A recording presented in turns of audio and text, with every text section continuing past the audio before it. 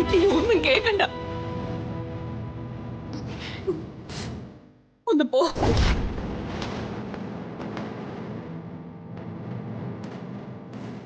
പോകാൻ.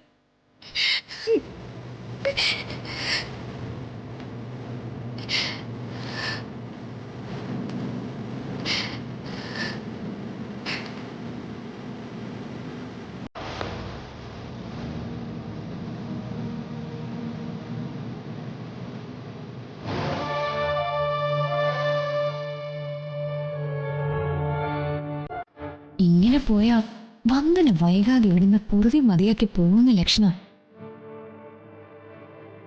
കാര്യങ്ങൾ നമ്മുടെ വഴിക്കാ വന്നുകൊണ്ടിരിക്കുന്നത്.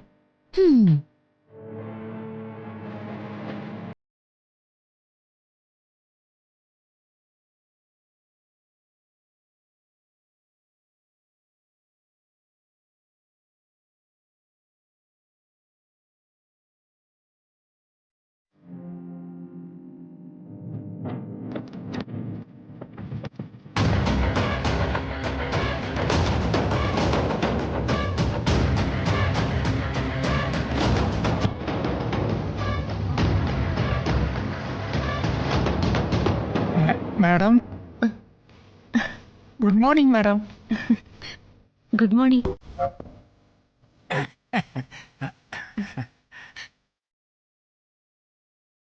എന്താ കാസിം? വിക്രം സാറ് ഇപ്പൊ ഓഫീസിലേക്ക് പോയതേ ഉള്ളൂ. കാസിം എന്താ വന്നത്? ഞാൻ എൻ്റെ കുറച്ച് തുണികൾ ഇവിടെ വച്ചിരുന്നു. പോയപ്പോൾ ഞാനത് എടുക്കാൻ മറന്നുപോയി.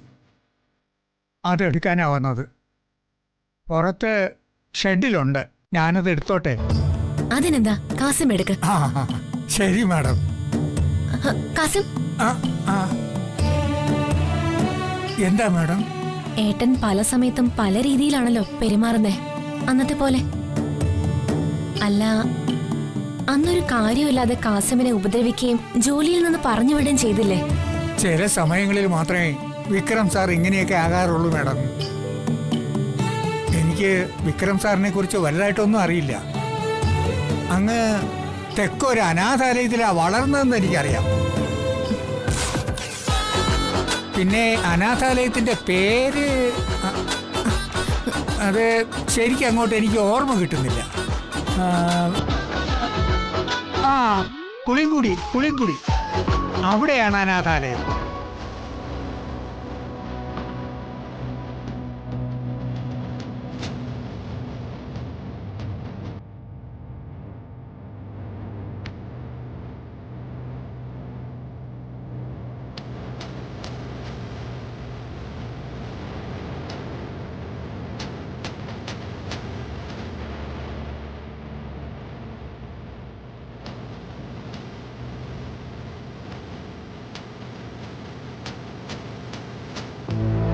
മാഡം, ഞാനങ്ങോട്ട്.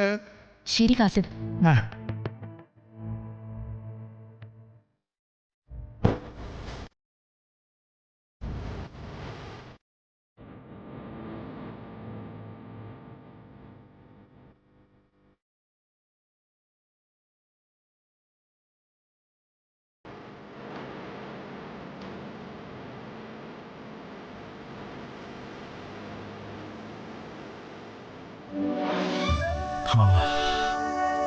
ഇപ്പോഴാ ഒന്ന് ഉഷാറായത്.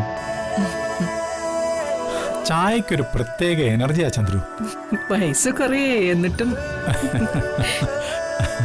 പ്രായം വെറും അക്കങ്ങളിൽ ഒതുങ്ങുന്നതല്ലേ ചന്ദ്രു. ഞാനിപ്പോ 60ന്റെ ചെറുപ്പത്തിലാ.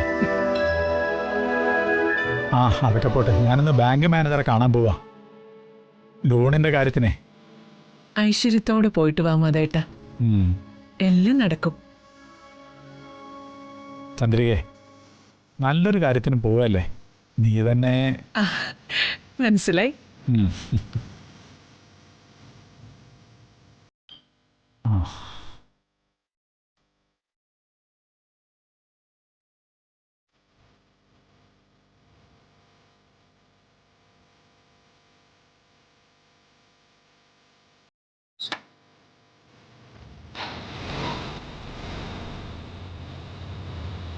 ബാഗൊക്കെ ആയിട്ട് അച്ഛനത് എങ്ങോട്ടാ?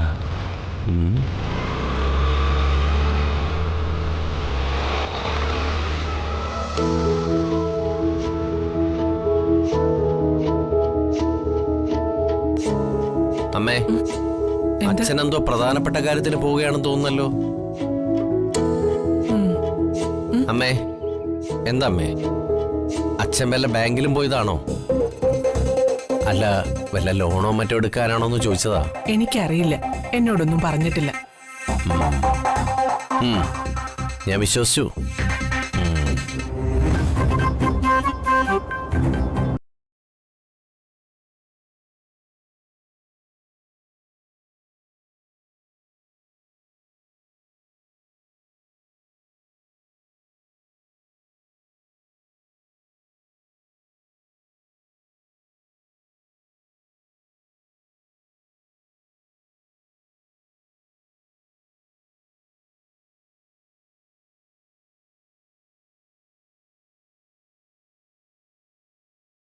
അങ്ങോട്ടിരിക്കേ, വാ.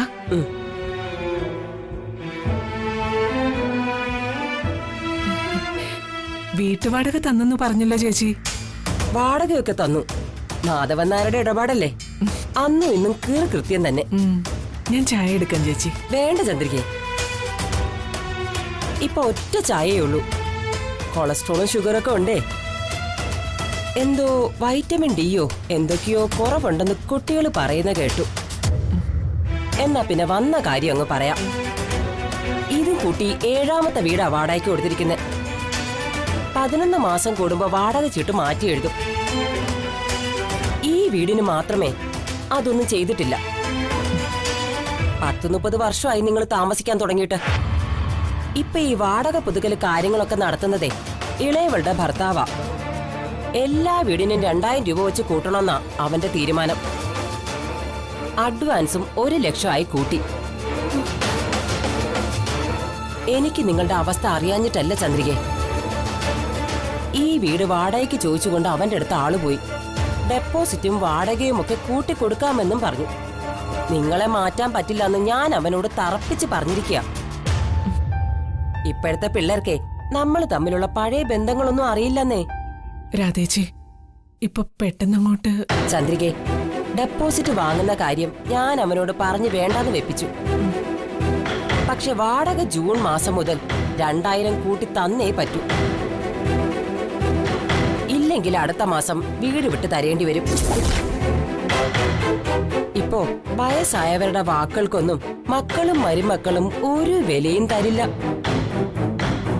ഇത് ഞാൻ എങ്ങനെയെങ്കിലും ഒന്ന് പറഞ്ഞ് സമ്മതിപ്പിച്ച് വച്ചിരിക്ക. എന്റെ കൃഷ്ണ, മുട്ടൊക്കെ പിടിക്കുന്നു.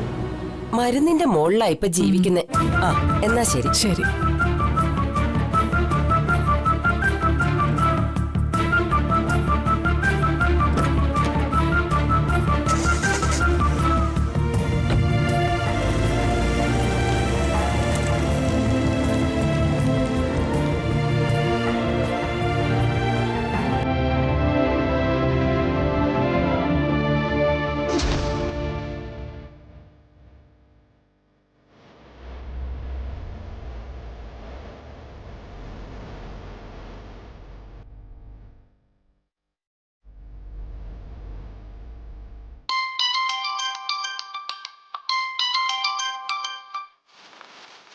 ഹലോ ഏട്ടാ. നീ എന്താ ഫോൺ എടുക്കാൻ വൈകിയത്? അത് ഞാൻ കിച്ചണിലായിരുന്നു. അല്പം ചിക്കൻ കറി ഉണ്ടാക്കുമായിരുന്നു. പറഞ്ഞു കേട്ടാ. അത് ഞാനിന്ന് ഓഫീസിൽ നിന്ന് വരാൻ കുറച്ച് വൈകും. പേടിക്കാതിരിക്കണം. അത് പറയാനാ വിളിച്ചേ. കുഴപ്പമില്ല ഏട്ടാ, ഞാൻ പേടിക്കാതിരുന്നോളാം. ആ, ശരിയാണ്.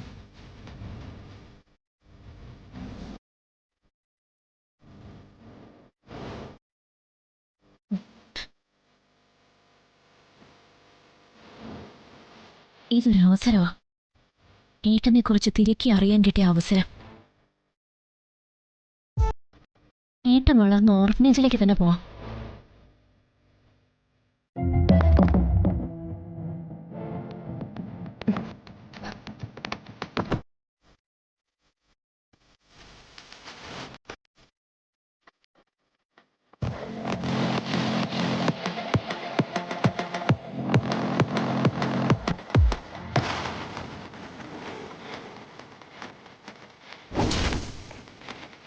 തെക്കൊരു അനാഥാലയത്തിലാണ് വളർന്നതെന്ന് എനിക്കറിയാം.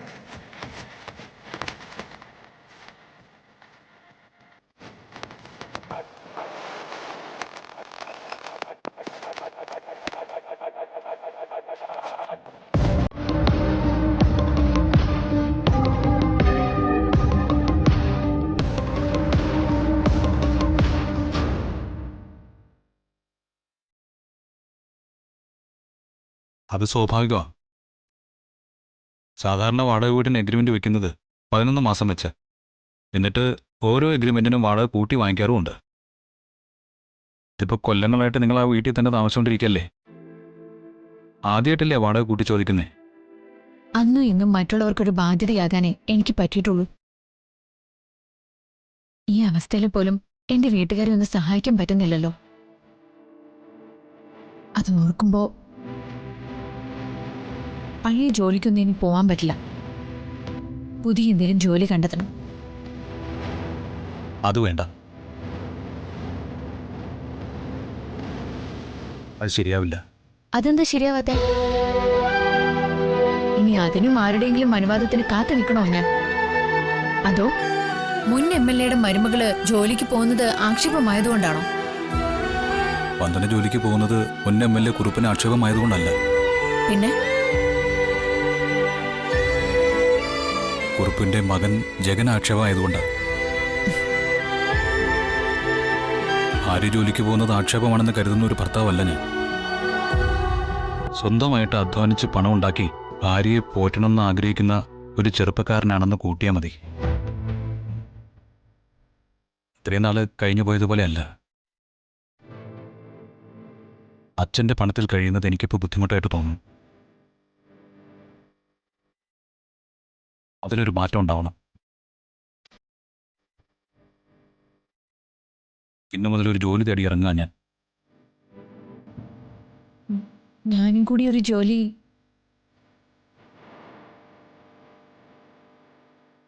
ആദ്യം ഞാൻ പണിയെടുത്ത് കൊണ്ടുവന്ന് കുടുംബത്തിൽ ഒരു അടുക്കും ചിട്ടയൊക്കെ ഉണ്ടാവട്ടെ.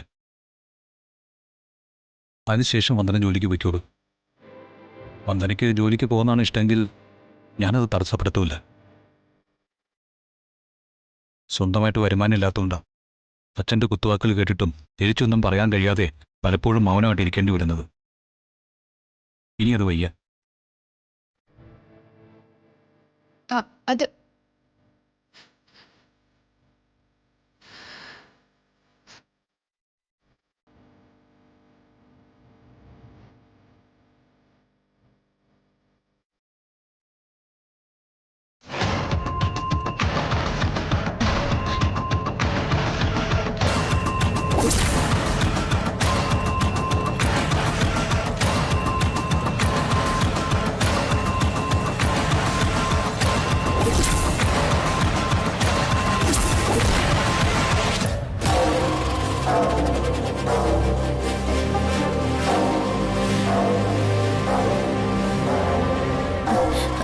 ഏട്ടൻ വൈകിയേ വരുള്ളൂ എന്ന് പറഞ്ഞിട്ട്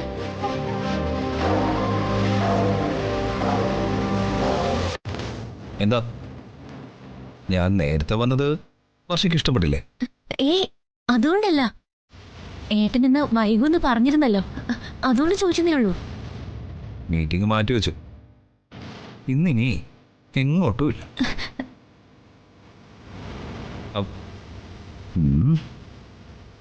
വർഷം എന്താ പുതിയ ഡ്രസ്സൊക്കെ ഇട്ടു? എങ്ങോട്ടെങ്കിലും പോകാൻ ഇറങ്ങിയതായിരുന്നു? അല്ലേട്ടാ, ഏട്ടനില്ലാതെ ഞാൻ എങ്ങോട്ട് പോവാനാ? പിന്നെ ഡ്രസ്സ് ഇത് ഞാൻ വെറുതെ ഒന്ന് ഇട്ടു നോക്കിയതാ. നീ ഇത് ചായ എടുക്ക.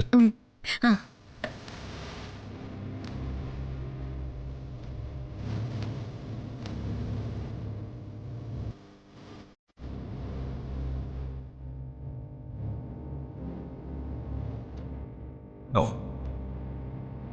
വർഷം എവിടെയാ പോവാൻ ഇറങ്ങിയതാ? ഇവിടെ പോകാൻ ഇറങ്ങിയതായിരിക്കും അവള്. ഓ, ഞാനറിയാതെ എന്തൊക്കെയോ നടക്കുന്നുണ്ട്.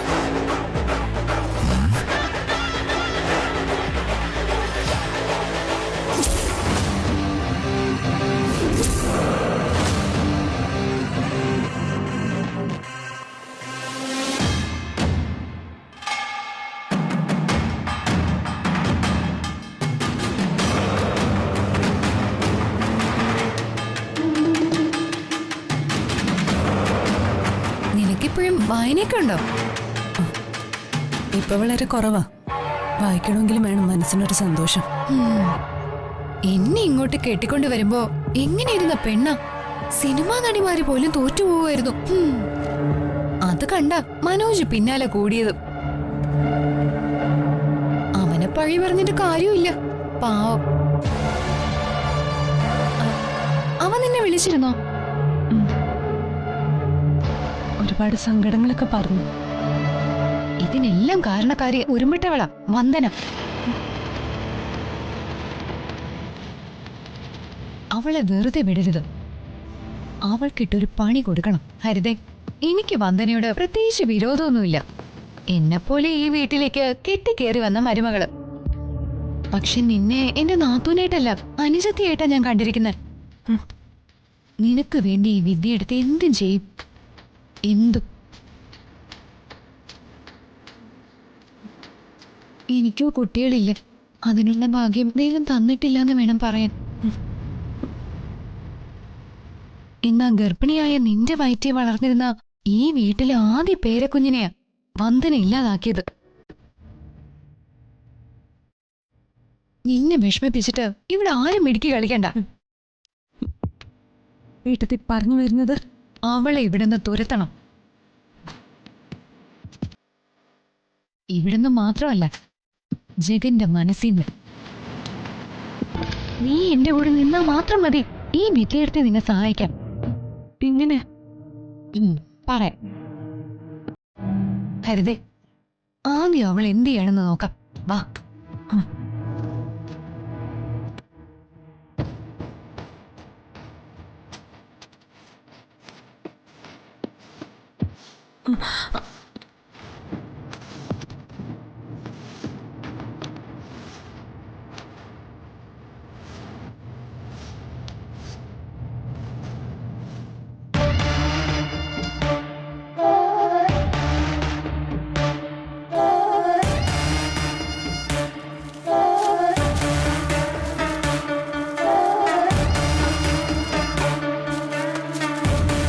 ഹരിതേ, ഇത് തന്നെ പറ്റിയ അവസരം. അവളെ പൂട്ടാനൊരു വഴിയുണ്ട്. എന്തു വഴി?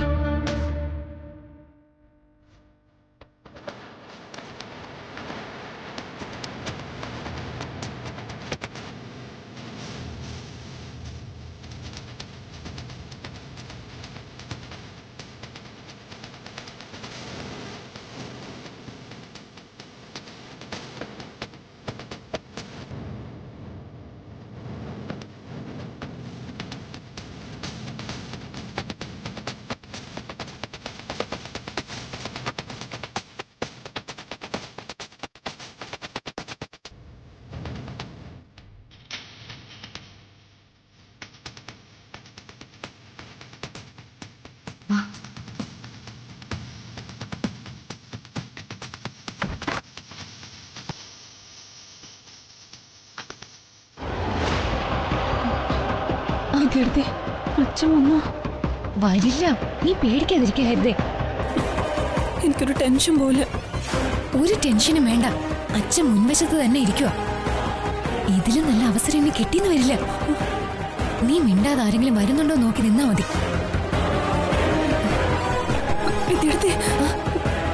വേണോ ഇതൊക്കെ? പേടിക്കാതെ. നീ ആരെങ്കിലും വരുന്നുണ്ടോ നോക്ക്.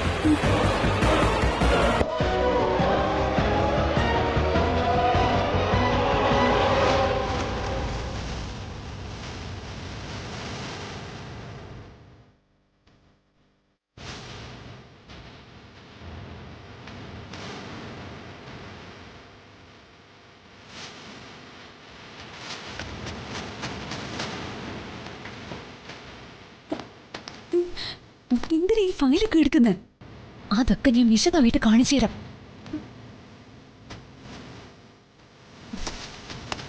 വാ.